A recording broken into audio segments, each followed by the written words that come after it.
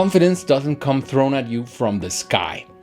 In this video, I'll share with you how I use 3 stabilizing forces when I feel thrown out of balance during the creative group workshops that I lead so that you can do the same. If you're new to the channel, hi, I'm Juan. And back in 2006, when I started working at a university, I would sweat like a horse in front of my groups when I would feel challenged or when I would get caught off guard by a question I didn't know how to answer, or when I tried to lead with my actions instead of my instructions.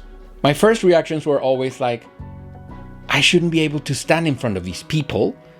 Who on earth thought that this would be a good idea to have me here, showing something or teaching something, and why me? Basically, an imposter syndrome spiral. This keeps happening every time I pursue teaching or leading in a new field of knowledge, or when I start working with a new target group. Latest in the list, working with older people in my third non-native language, which is really far from good. Getting pushed out of balance keeps happening to me, and it will never end. And so it will for you.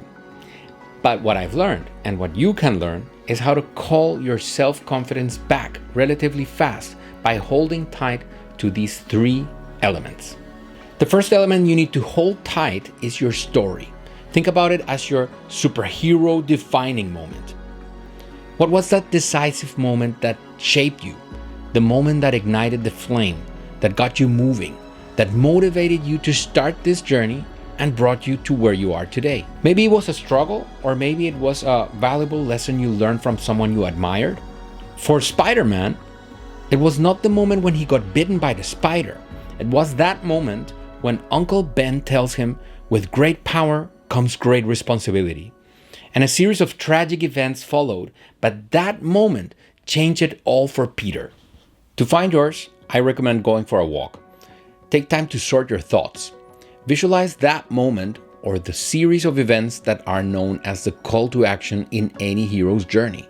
Why does this matter? Because knowing your story clears the view for your mission. Once you know your story, the second element to hold on to is your history. And what's the difference? Your history is your collection of experiences over time. Your successes, failures, learnings, and special moments. This is important because your history reminds you of your growth and skills. It shows you visually, factually, that your skills didn't fall from the sky, that you earned them, that you worked for them. For me, it has been building my own personal library of stories. This is a digital database where I document the moments that left a special impression during the years working with groups. I write these stories emphasizing on the emotional content of the event so that I can feel them when I look back. Next to these stories, I collect a more rational input of each one of my moments leading a group. Under every workshop plan I prepare, I leave a space for self-reflection. What went well? What could I have done differently? What feedback did I get? And so on. This isn't just about self-evaluation. It's about progress tracking along your journey. The more you track and the more detail you do it, the more evidence you'll have against fear and insecurity. But here's the thing. If you don't have a system, it'll turn into a mess. So let your inner librarian get out of the basement and develop a system that works for you. For me, I organize entries chronologically, but also with a bunch of tags, so I can even retrieve stories based on how I felt at the time. The result? You can see your progress, track your growth, and tap into your history as inspiration. This will help you hold your head up in times of need. Trust me on that. Once you know your story and your history, you'll be able to unveil your why, your purpose. It matters because you'll know the reasons why you should be standing in front of this group. Remember when I told you about how I used to feel when I first started? Like, why me? Why should they even listen to me? Or who thought it would be a good idea to have me here in front of these people? By knowing your why, you'll have a deeper sense of what effect will you create. What's the chain reaction that will follow? This is super important. It's not just about how you feel during the workshop or how your participants feel, which totally, by the way, is super important, but it's about the impact beyond the workshop room. How will this ripple into the world? How will they carry what they learned or experienced back to society? Your why becomes your anchor. Even if you face doubt, discomfort, or failure, your why will ground you. It will be the reason why you should sit through the discomfort. To find your why, you can start by going for a walk, or you can just enroll at my workshop where we will do it together with awesome people like you. I'll tell you more about it towards the end. Okay, now let's recap. First, know your story, your superhero moment. Second, know your history, your library of experiences. And third, unveil your why, your anchor, your purpose.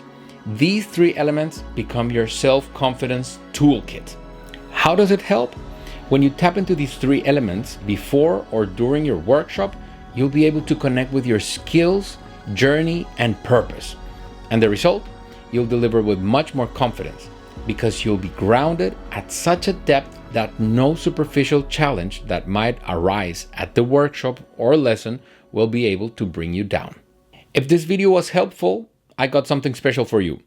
Very soon, I'll be offering a live online workshop, not a pre-recorded webinar, but an actual interactive workshop where we will do this together.